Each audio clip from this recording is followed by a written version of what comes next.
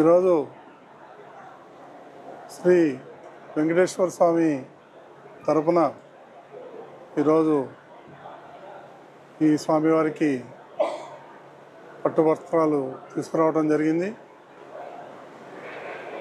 నాకు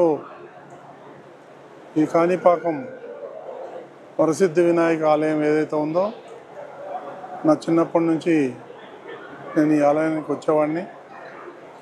ఆ రోజులు తలుచుకుంటే ఈరోజుకి ఈ యొక్క దేవాలయం ఏదైతే ఉందో చాలా అభివృద్ధి చెందింది.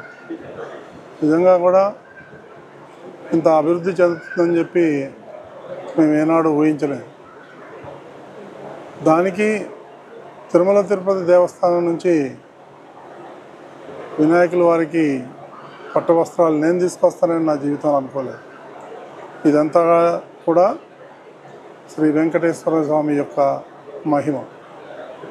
ఈరోజు నాకు ఈ అవకాశం వచ్చినందుకు శ్రీ నారా చంద్రబాబు నాయుడు గారికి, అదేవిధంగా నాతో పాటు ఉన్నటువంటి మా బోర్డు సభ్యులందరికీ కూడా ధన్యవాదాలు తెలియజేసుకుంటూ ఈ అవకాశం ఇచ్చినటువంటి ప్రతి ఒక్కరికి నమస్కారాలు తెలియజేసుకుంటూ ఓం నమో వెంకటేశ్వర.